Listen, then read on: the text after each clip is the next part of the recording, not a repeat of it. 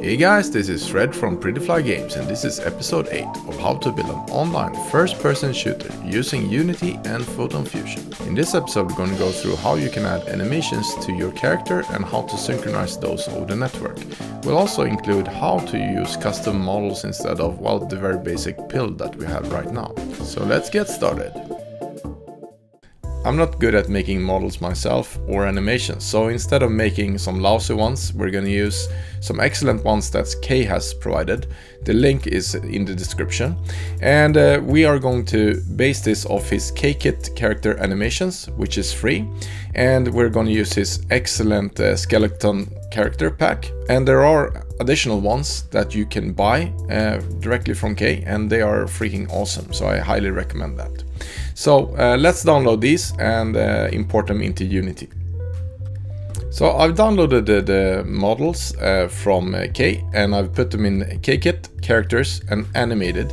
Here we'll find the KayKit animated character, and I only use the FBX files because I don't need any other type of files actually. The characters, I put them in the parent, which is like the skeleton warrior that looks like this, and the skeleton minion, and yeah, archer, etc. But we're going to base all the animations on this character, and then we are going to replace how it looks. Alright, so let's bring in our prefab. And I mean, the process is the same regardless of really what character pack you're using, or if you're doing models yourself or whatever really. So let's bring up our character so we can have a look at him, and yeah, it looks like this now. And we want to replace parts of this. So right now we have our model here, which is our root. So let's open it in prefab mode, and instead of using our body here with everything under it, we're going to disable it. And instead we are going to bring in our characters animated, the K character, and put it directly under the model. So if we slightly or quickly enable it again, we can just make sure that it actually aligns. So we want the bottom part to be roughly at the same place. And luckily we have the same shape almost of this character as our pill, or whatever we want to call it. So if you look at it now, it sort of, yeah, it overlaps pretty perfectly. So that's good. So let's disable our body, and then we have our character here from Kay. So that's awesome. So if we save that now, it's just gonna be looking like this, which is yeah, it sort of works.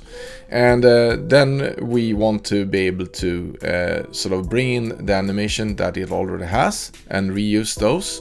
And we will also want to replace this gun with a model that I've downloaded from another pack that Kay has. So it looks like this. And this kit is free as well, so you can download that as well. I put the link in the description for that as well. The important part when you pick a model is that it sort of aligns with our character controller. So it's the green pill here that we can see, which is also which will do the ground detection. So now this character is actually hovering a bit above the ground, which I think is actually okay based on how it looks. But if you want to get rid of that, then yeah, you basically move down your this model here, the KayKit model, and you can bring it down a little bit more so it sort of touches the ground more, something like that. But I think it's okay. I'm gonna leave it like that for my model. So now we're gonna animate this character. So let's open our prefab again and select the KayKit animated character and add a component, and we're gonna add the animator. The animator is controlling the animations of our character, and it needs the runtime animator controller, so we need to create that. So let's create a new folder and call it animations, and let's create an animator controller. So let's see where it is, animator controller, there we go. And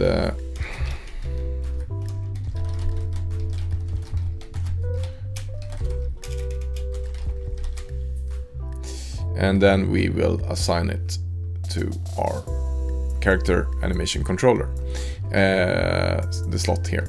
And then let's go into Windows, and then we want to see it, so we have animation and animator, and this is our animation controller. So this is the animation states, and I'm not going to go into how animation works and how different state works. So to add an animation, let's go into our models, and let's go into our characters animated and expand the KayKit animated character.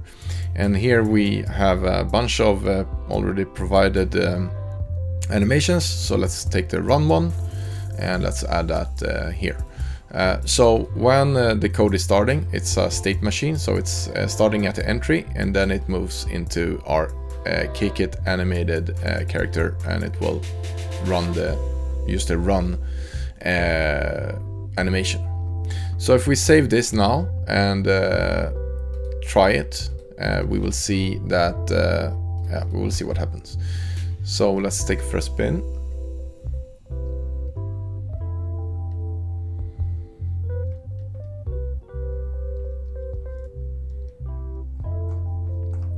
And let's see where we are. So we can see that, okay, so our character clearly didn't animate, or rather it has animated. We can look at our animator, and if we select our the correct, we can see that, okay, it's blue here. It means that it has run this animation and it's done, but it doesn't know what to do with it when it is completed, so it will just stick here. And one of the sort of issues with the animation that we have now for this character is that his run, if we look at the run animation here, actually it's not that one. If we look over here, we can see loop time is not enabled. And loop time means that it should loop this animation over and over again, which it doesn't do that right now. So it will stop the pose when it has finished the animation. So it will not do that loop. It will rather go here, and it will stop at that position that we have right now. So he has this pose. So that's something we need to change. So we can see that this is read-only, so I can't really change it from this view. But if I go and select our KayKit animated character, and if I scroll down to this section and mark it, then I can actually override that by checking the loop time here and pressing apply. So now if we take it for a run or a spin, hopefully the character will be running now. So we'll just wait for it to load in our scene. Oh, it already did. So now we can see that, oh, awesome. Our character here is jogging away, which is what we want, but it's not really connected to the way he's walking or anything. So he's just moving at a standard pace or the same pace all the time. So we need to be able to control how the animation is going to be played. But instead of using our character animated directly, we're not actually going to do it this way. We're going to use something called a blend tree instead, which is easier to handle stuff like running, etc. So if we look at our blend tree here, where we can open it up, and we said that we have a parameter that is called blend, which controls how our animation should be played. So if we look at our parameters, we now have a blend, which we don't really want. We can't use, we need to rename it. Hold on, how do I rename something? Here we go, now I can rename it, and we're going to change it to walk speed, and it's going to be a parameter between 0 and 1. So at 1 it's going to be at the fully walking cycle, and then we will have our motions, and it's going to be a 1D, one-dimensional. So it's just going to be based on how fast the character is moving forward, or yeah, So that's what's going to control what animation is going to be played. And then we have this motions, and we will use a motion field here, and we need to supply the motion, which will be one is going to be the idle when the character is standing still, and the other one is going to be when it's running.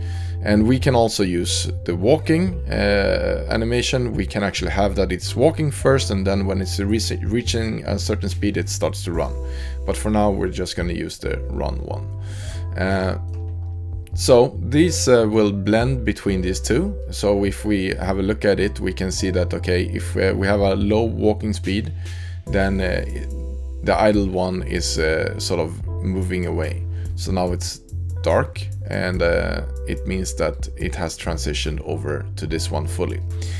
So this is a sort of, you need to tweak this threshold and see where you want the transition to happen. So we can remove this automated threshold, and we can actually set them more to what we want to, how we want it to start transitioning from the one to the other. So we can play around with these values, but for now let's just leave it at that and see what happens when we have it set as default. So for this to work, we need to supply some values to our blend tree. So this will take in the parameter of walk speed. So we need to make sure that our code is supplying that. So let's go into our scripts, and let's open our movement and character movement handler in Visual Studio. So we want to be able to control our animator. So let's add a header animation and add an animator character animator. And this will be how we are sort of interacting with our animator, and we will be supplying it with different parameters. So if we scroll down, we have our code here, which is causing our character to move. And that is where we want to be able to supply the animator with information about what is going on. So we can actually do that before we check if it's falling off the world when I think about it. So here we can add that code. So we want to be able to supply our animator with sort of a walking speed. How fast is it going to walk? And we can then take or create a walk vector.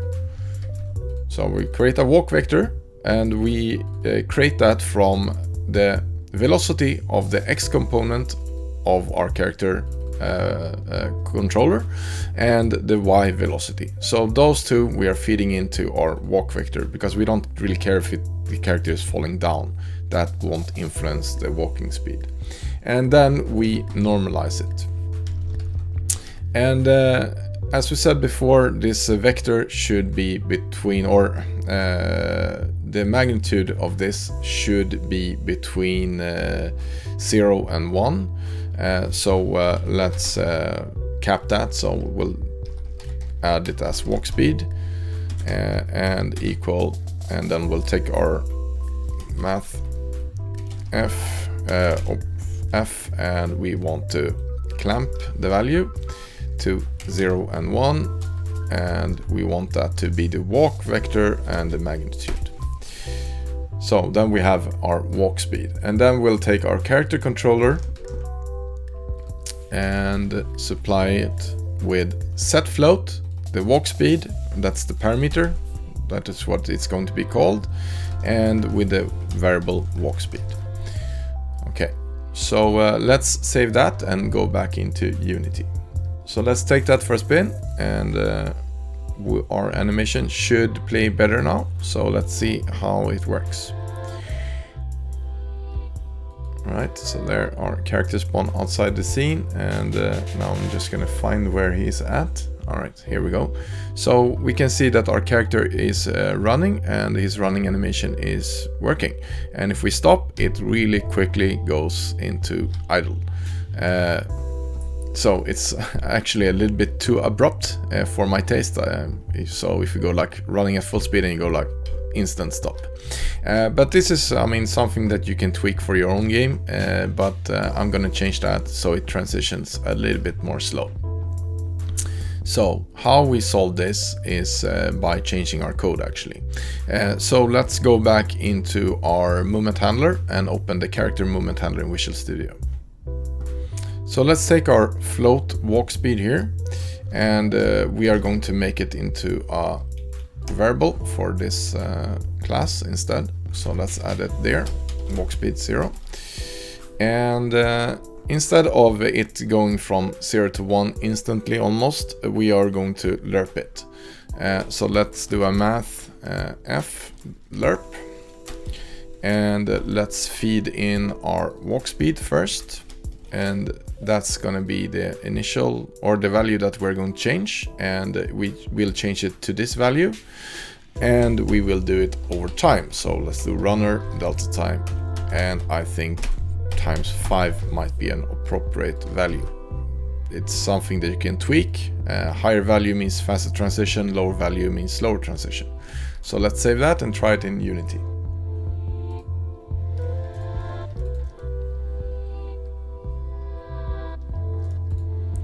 All right, here we go. And there we spawned somewhere. Hold on, I'll walk the character back into view. Here we go, running away, and then we are stopping. So now it's a lot better. So we can see that transition is not instant from this running to idle. Rather, it's going in a rather smooth fashion. Okay, so that's all good.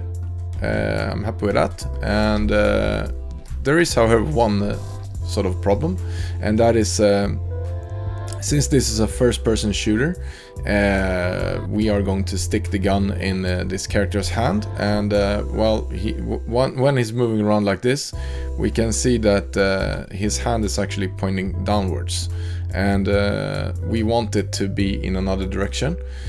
We rather want it sort of that he's holding up the gun. So we need to change the character's animation, how it works when he's running with a gun. But first, let's add a gun to our model. So we'll bring up our prefab, our player, network player. And instead of using this gun, we're going to use one that Kay has made. So let's go into our models and weapons and blaster team blue. So that's the one we're going to use. And we're going to assign it to his body, arm right, hand slot right, and make it a child of that. So we can see that it's rotated in the wrong direction. So let's just bring up our gun and rotate it 180 degrees. Okay, so now we can see that it's roughly attached to his hand, which is good. And if we look at our animation, let's bring in our hold on, animation and our animation window. So we can see that, okay, we have the idle clip here. If we instead look at our run, then it's going to go like this, and he's going to run around with a gun, which looks, well, it looks really cool. But there are some downsides to him running around like this, and that is when he's going to fire, then it will take a substantial time to actually raise the gun to the correct fire position and fire it. So if we look at other games like Fortnite, then they will already have the guns at the fire position at all times. So that reduces the time and it takes for the network to actually register that somebody wants to fire, and you have to play the raise gun animation and everything. So instead, they are running in with the gun ready at all times, and then when the network decides that, yeah, this player is firing, they're just playing a particle system and a simple recoil. So that's what we're going to do as well. So we'll take an animation that already exists. So let's go into animated character, and there's a pose for shooting one-handed, and it raises the gun and fires. So we're going to just steal some parts of that. So let's duplicate it. We'll rename it to shoot, and we'll call it custom, and then bring it into animations. And then let's go to our animator, and we have the base layer, which is causing the character to walk.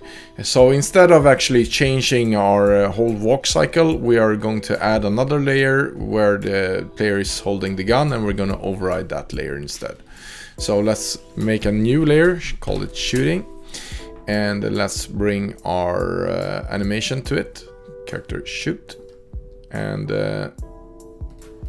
let's make sure that it's actually looping our time, so it's all the time, well, looping that animation. And then we'll go back into our character, have a look at it, and let's change their animation to shoot. And now we can see that, okay, our gun is over here, and yeah, it looks sort of alright, I would say, but it's going to be raised like this, and now we can see that actually the gun wasn't properly aligned, because when he's holding up the hand, the gun is, well, somewhere else. So let's look at where the gun rotation is happening, and we can see that, okay, our hand all of a sudden is not where the hand slot is.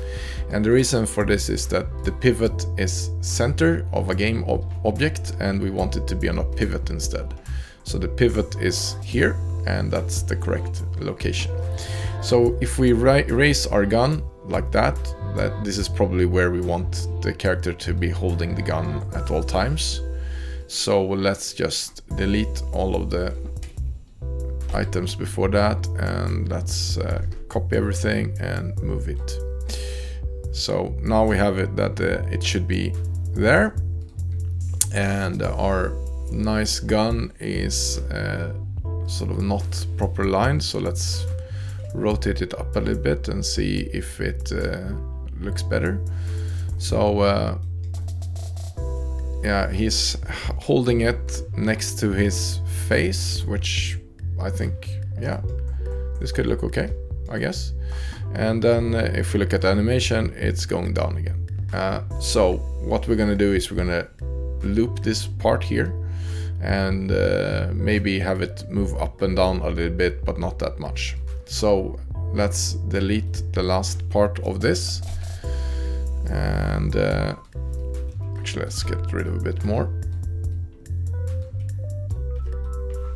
Oh no, that was too much. And we'll press this record, and where we can change the sort of pose.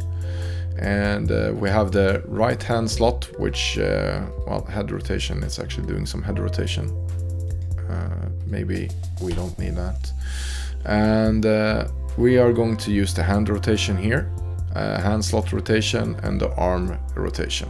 So let's have a look at the arm, and we'll rotate that a little bit up instead, like that. And if we look at that, we can see that, okay, it's firing. Yeah, it actually looks like it's firing, but we want sort of a more idle pose. So let's take that, get rid of our, hold on, now I did something wrong. Copy it over, and now it's actually very static. So let's move that, and let's take that so it really moves slowly. It's actually a bit too much still.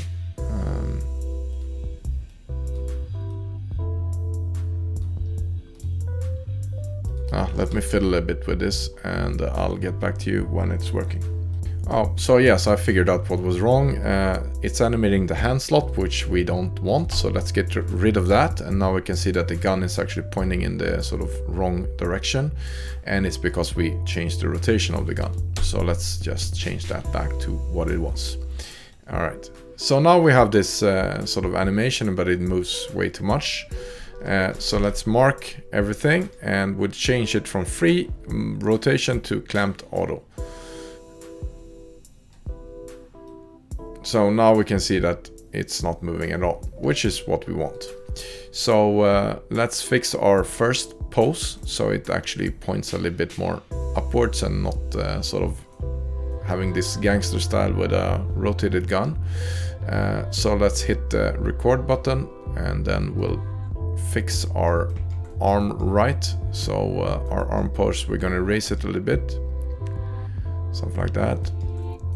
And then we have the slight rotation of the hand, so we can actually change that in the rotation of our hand slot, so it becomes a little bit more aligned.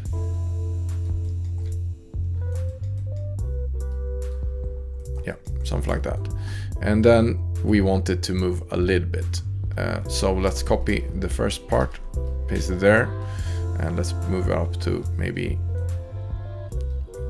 1, I would say, something like that. And let's rotate it a little bit. Take our arm right, bring it down a little bit, just a little bit. All right, let's see. If we play it now, we're gonna have this part here, and we want it to go back to its original pose, and then we can just bring it at 2, I would say, something like that. So if we play it now, we can see that, yeah, it's moving up and down a little bit. Maybe it should be faster, I don't know, but it will do for now. So if we save our character now and take a first spin and see what happens in our animation world.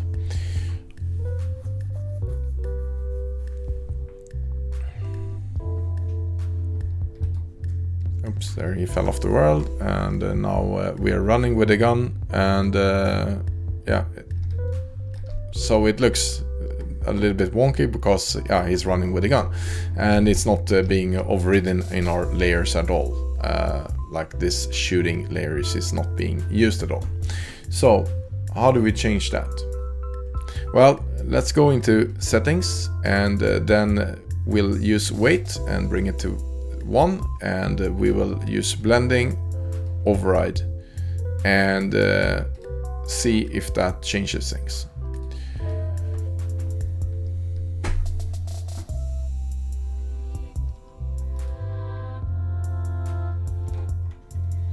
Alright, so where are we?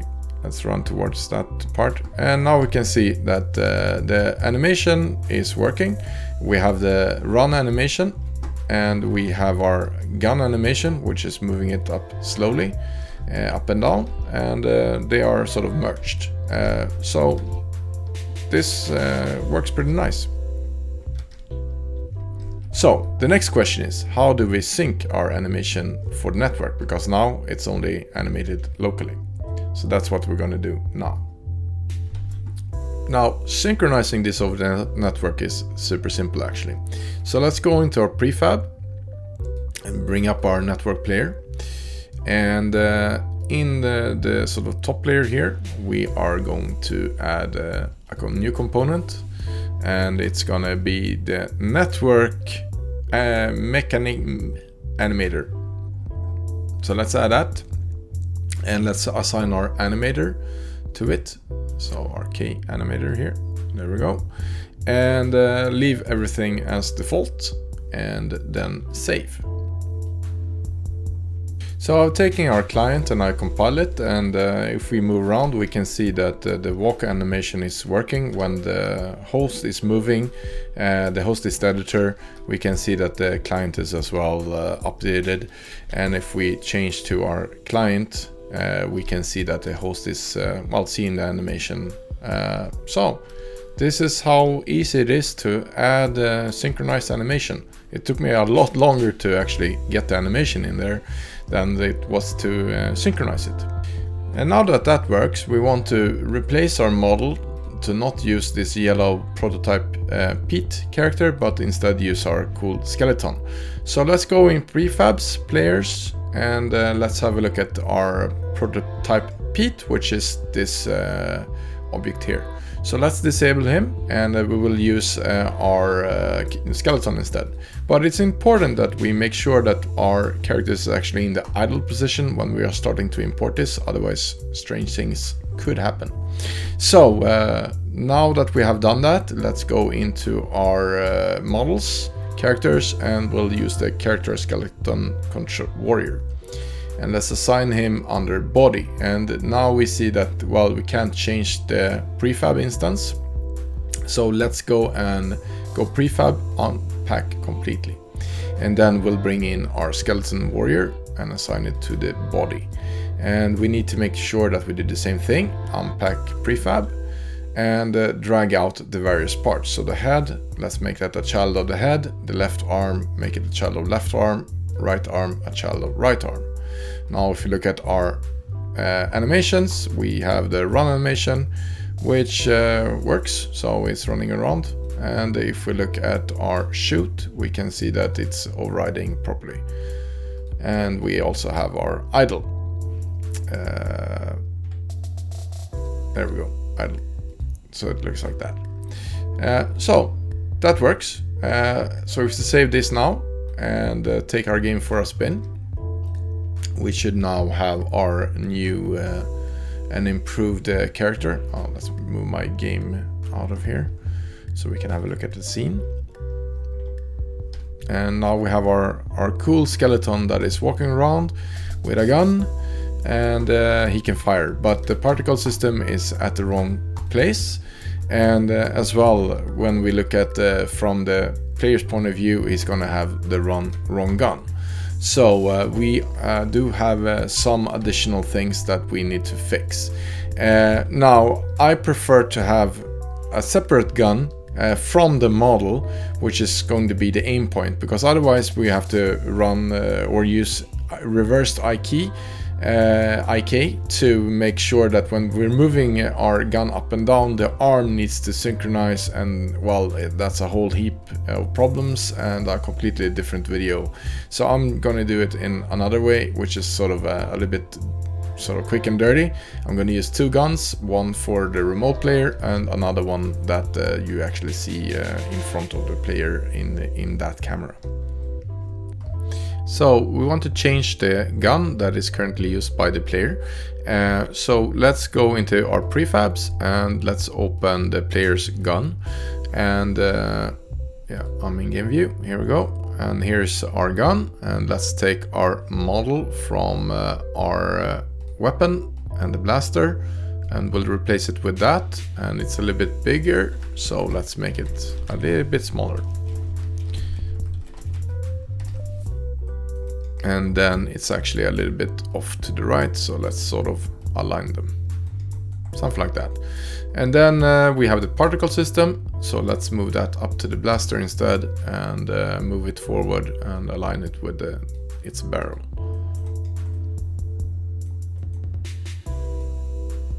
There we go, that's good enough. And then we will disable the other parts of our old gun and save it. So if we have a look at our model now, just to see how it looks, we can add the player here. And then let's have a look at the camera, or how it looks from the camera's point of view, which looks like this. And it's because we are seeing the model that will be disabled later on. So here's the current view. The gun is, I think we want it to be a little bit more to the right, so let's just move it something like that instead. I think looks better. And then let's enable this one again and override everything. Okay, so the issues now is that we have two guns in the scene. We have one which is seen from the player's point of view, and then there is this other gun. So the other gun will be hidden automatically, or this one that is attached to our body. So that will be taken care of automatically, but this other one will still sort of show up. And we need to improve our code that we have here that handles hiding of our camera. So if we look at our, let's get rid of that from here and open it in the prefab mode. So we do have this script that is acting on the local camera. Where are we?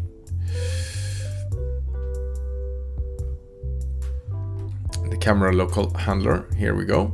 And there is also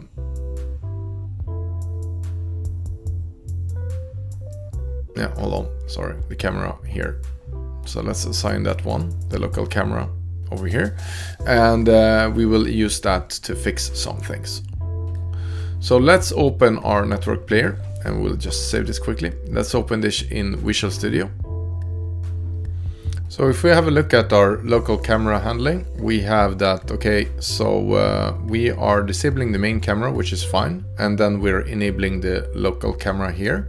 But now, as we have put our gun to be sort of attached to our local camera here, instead what we can do is say that, okay, we're gonna put the whole object to active with all of its children, and then actually this won't be an issue anymore, because we won't have more than one audio listener in the scene if this happens. So right now we can actually remove this, because it will be handled by this code anyway, so that should be all fine. And then we have, when we are disabling it, we can do the same thing. So instead of having it active, we are setting it to not active, like that. And this first line of code, we could actually remove it, but I'll just keep it there for clarity. So let's save that and go back into Unity. All right, and we actually, let's double check one thing. So if we look at our gun here, we actually had our barrel, and we had this ignore layer change, and we need to make sure that the blaster, the new one, has that. So it's not untagged, it should ignore layer change. Then it should work. So now we have our gun here, which is a part of the UI that we can show on and off, which is that right gun. And then we have the other gun that is on sort of remote players only. Right, and if we look at this gun here, actually the remote gun, we can see that it's actually a little bit high up. He's actually not holding it, it's like just on the edge. So if you want, we can move it down a little bit and make sure that it's actually like in his hand. Maybe something like that instead. And maybe we want to turn it a little bit forward, or rotate it a little bit more towards the forward side of things. Yeah, now it feels like he's actually aiming at me. Okay, and yeah, if we then save all of this and take it for a spin, we should see an improvement. Alright, so here we go. Here we have our server and our host, and the animation is working, and we can see one gun, and on the other side we can see that the remote players is working as well with the animation, and we can shoot. It's a really puny little particle system that we have, and on the remote host we actually don't see it anymore, because it's, well, inside of the weapon. So we probably need to move it out and separate it into a new particle system. So let's fix the particle system first. So let's go in the players, gun, and let's have that play. Yeah, we can see that it's really too small, and we can probably scale this up, and we can make it like 0.6 maybe. Play that.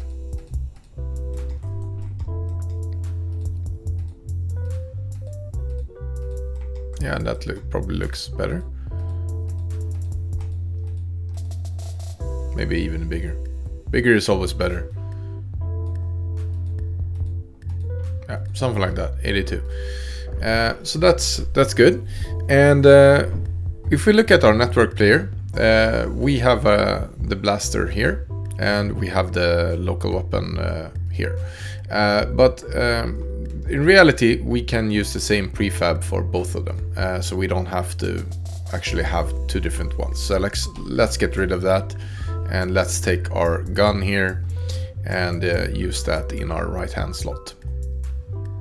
And let's fix our rotation, So it was, we put it at 0, 0, 0 as a start, and then let's make sure that it's rotated 180 degrees, something like that. And then we just need to figure out why it's actually not properly aligned.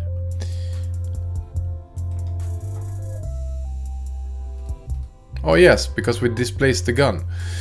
Oh yeah, that was not the smartest move. Obviously we should have displaced it properly here instead of displacing the whole blaster. So let's open our gun prefab. Let's save our changes there. We bring the particle or the whole gun to 0, 0, like that. And here we now have a proper alignment. Something like that, right? And we are going to rotate it slightly like we did last time, so it's facing forward like that. That's good.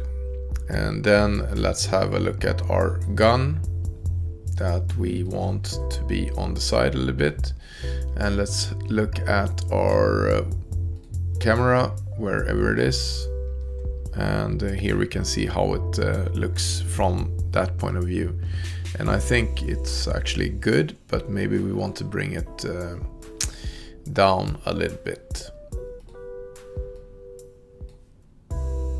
I'm just eyeballing it from here, so we'll see. Something like that. Let's give it a try, save it. And now as well that we actually have our network player up, we need two different systems to handle this particle systems, because we have one for the remote player, which is going to be this one, and one for the local player. But our weapon slot only handles one. So, and that's the one that is attached to the local player. So we need to edit our weapon handler. So let's go and edit that in Visual Studio. Okay, so here we have the particle system, fire particle system, and we'll duplicate it, fire particle system, and we'll call it remote player.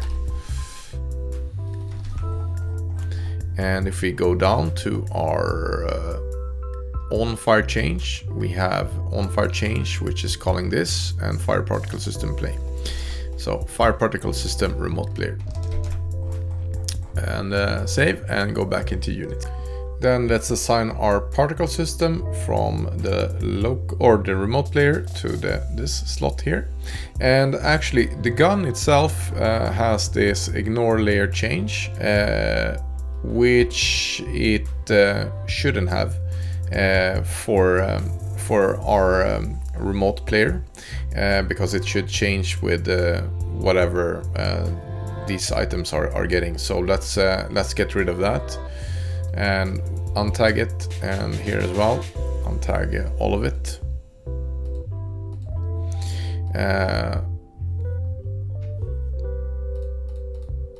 And now let's save that and compile it and take it for a spin. Right, so now we can move around and we can shoot, and we can see that it's firing both on the local and remote player. And yeah, it's working pretty good. So one issue that we still have is, or have now, is if we're firing at our skeleton, it's not really changing colorance anymore.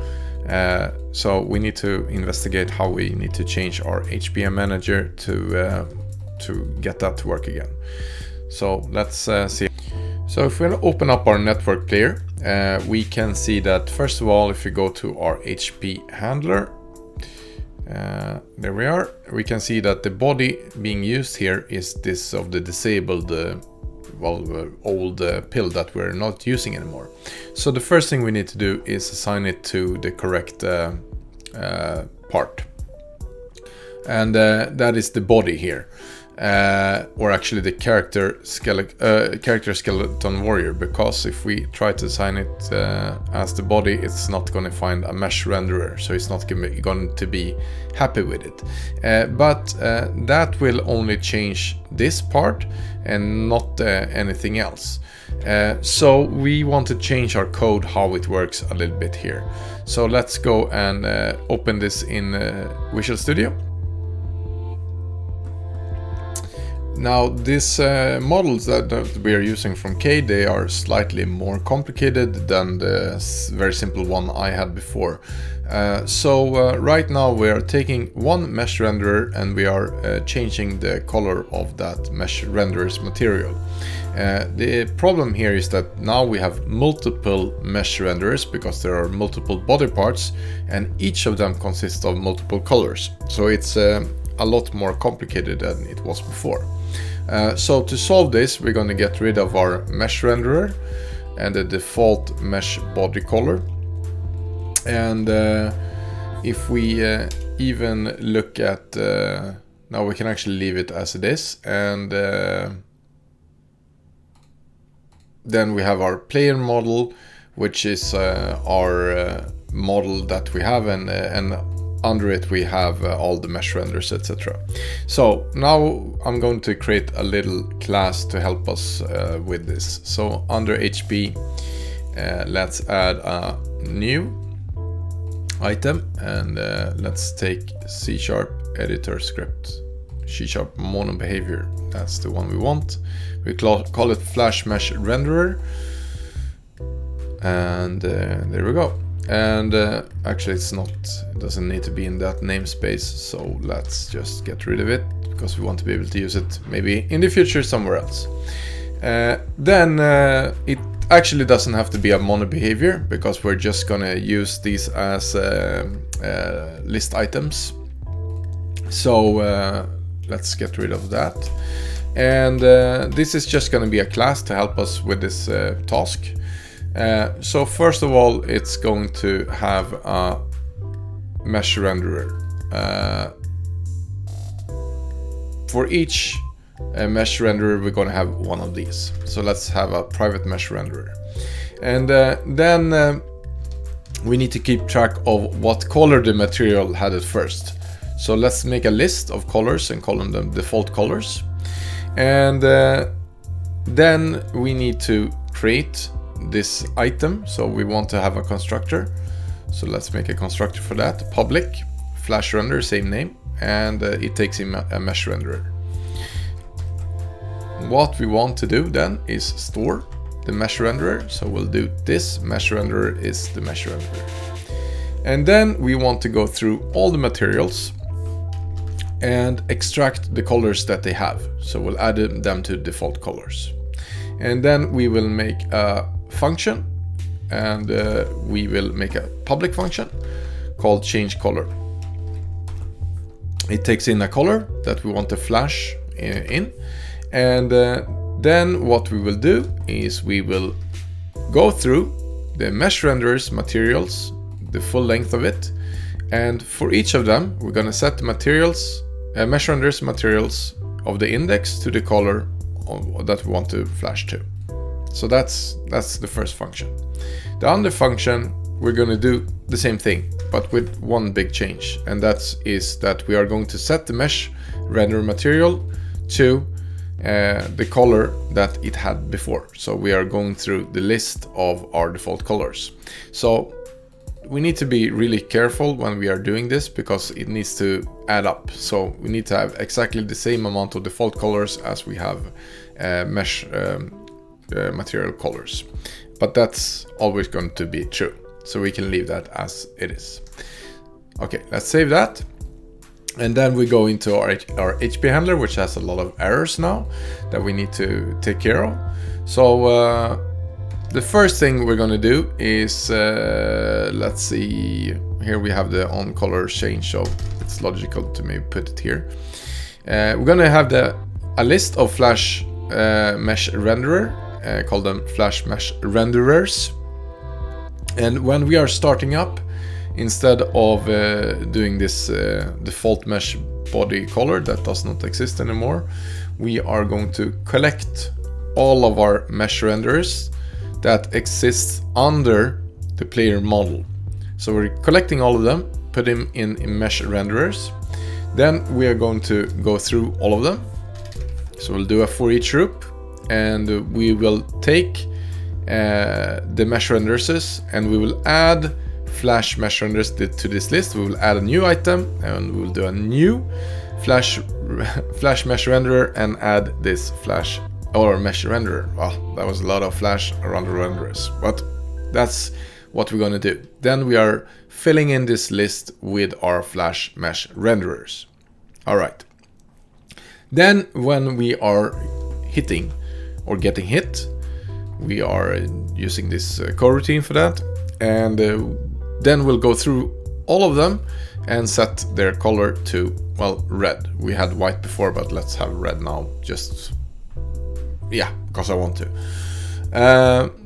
Then once we have flashed to red, we need to flash it back to the original color. So in that case, let's do a for each loop and set it to restore color. Okay, now we save that and go back into Unity and try it. So now if we shoot, we can see that all the parts are flashing except for the skull. The upper part of the skull is not flashing as it should. So we need to investigate why that is.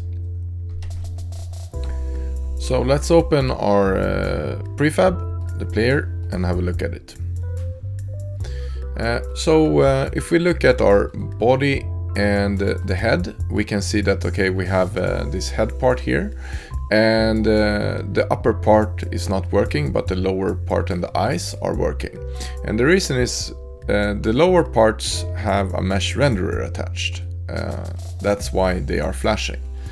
Our skeleton warrior head, however, is a skinned mesh renderer. So our code right now doesn't try to influence this. So for that to work, we need to adapt our code a little bit more. So let's go back to our HP handler, or actually our flash mesh renderer. So let's open that in Visual Studio. So we need to enhance our code a little bit here, and we're gonna add our skin mesh renderer as well here. So let's add that skin mesh renderer, and we call it skin mesh renderer. And the colors, we can leave it as it is, but we need to take in our skin mesh renderer, and let's do that, and let's assign it. So we will pass in a null value in the mesh renderer if there is no mesh renderer, and a null value if there is no skin mesh renderer. So it can either be one of them, not both of them at the same time. Let's do a if statement here and check that mesh renderer is not equal to null. And if it isn't, then we'll do our for each loop. And then we can just copy and paste our code here and do the same for the skin mesh renderer and skin mesh render materials, and that should work. And then we need to check here if our mesh renderer is not equal to null.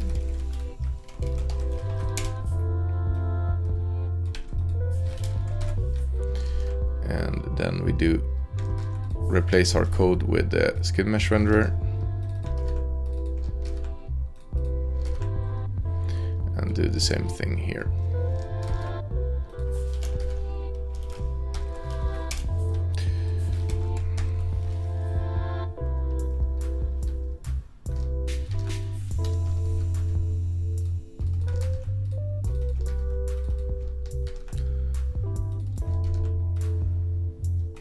Alright, so let's save that and let's go to our HP handler. That should now have an error, and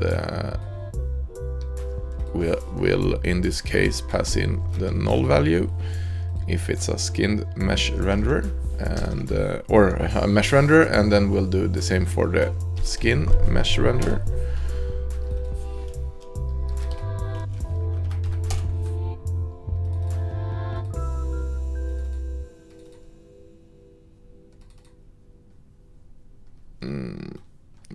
let's copy that.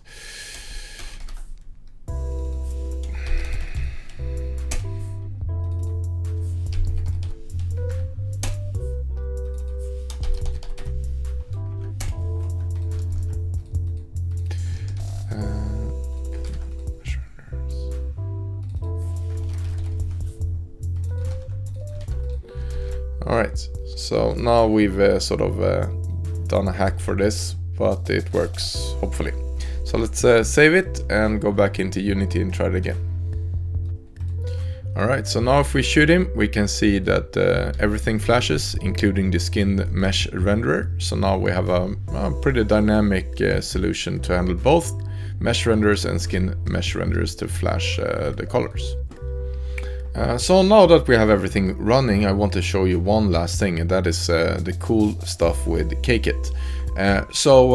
All the parts are replaceable. You can choose any of the characters.